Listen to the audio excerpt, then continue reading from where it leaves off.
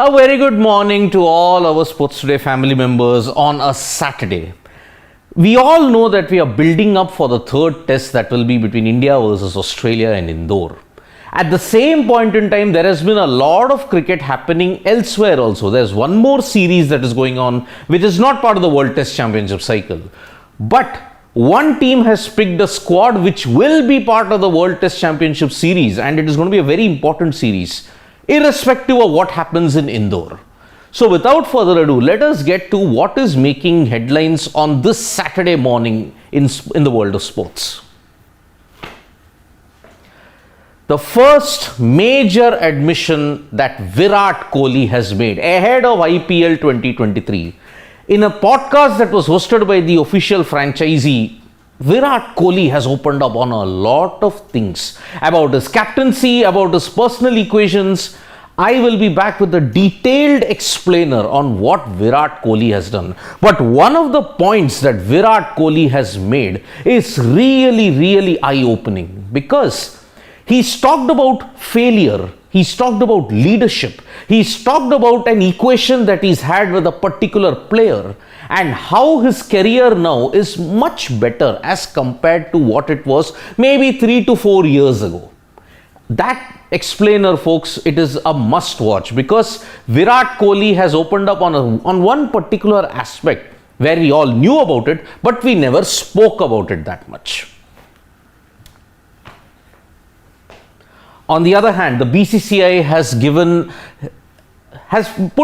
really given a very emotional statement on Pat Cummins. Our thoughts and prayers are with Pat Cummins 30 and his entire family during these testing times. As we all know, Pat Cummins, the Australian skipper, has returned back to Australia because his mother is not in a very good condition health-wise. She's in palliative care, and that is why her condition is very critical at this point in time. Pat Cummins has said that staying with family right now is the most important thing, and that is why he will miss the third test in Indore. Steve Smith will captain the team. This comes on the back of Australia losing 2 consecutive tests, and they are now, if they lose 4-0, and if Sri Lanka goes on to win 2-0, then it will be a real problem for Australia, because if Sri Lanka win 2-0, they will leapfrog Australia, and Australia will be eliminated from the World Test Championship final race. So that is why it is going to be very important for Pat Cummins that he at least comes back for the 4th test. Remember, he's been included in the ODI series as well. But if his family situation does not improve, then we may see Pat Cummins miss the 4th test as well. And maybe he will not be part of the ODI series.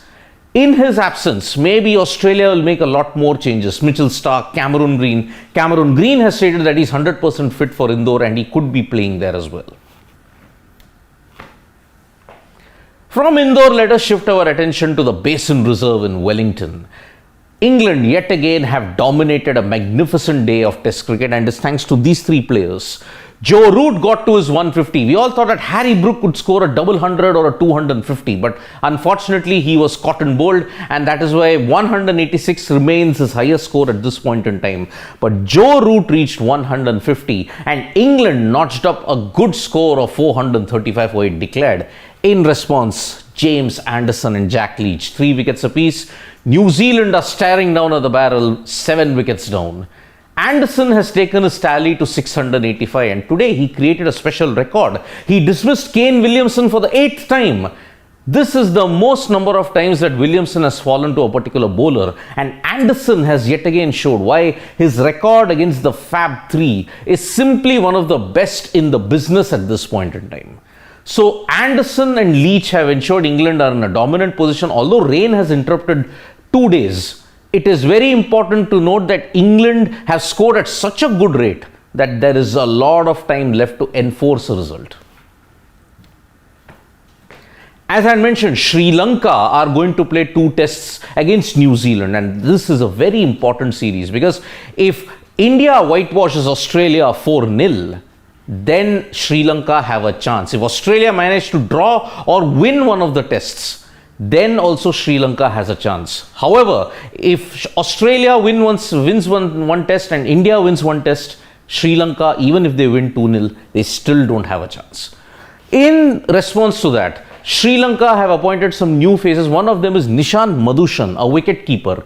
He has been included in the team that will play 2 tests against New Zealand. And remember, there's no Dunit Vellalage as well. So only Prabhat Jayasuriya is the lone frontline spinner for Sri Lanka. Rest all, it is a very pace-friendly bowling composition that Sri Lanka have got. Lahiru Kumara comes back after a year. So Sri Lanka are gearing up for 2 very critical tests against New Zealand. But it is a very uphill task because Sri Lanka will be playing a test match after 6 to 7 months, whereas New Zealand, on the other hand, they haven't won a single series at home since the World Test Championship final.